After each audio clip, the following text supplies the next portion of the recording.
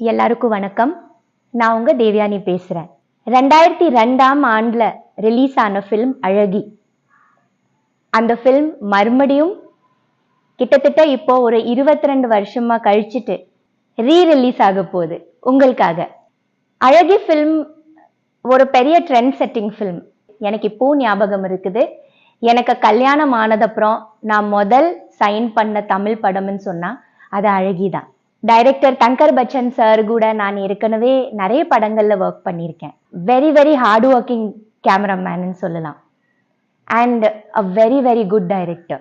அழகி படத்துல நடிக்க சொல்லி அவர் எனக்கு கதை சொல்லி இந்த படம் நீங்க கண்டிப்பா பண்ணணும்னு சொல்லி சார் வந்தாரு. ரொம்ப அருமையான ஒரு லவ் ஸ்டோரியா இருந்தது அழகி. இந்த படத்துல காஸ்டிங்னு சொன்னா எனக்கு அருமையா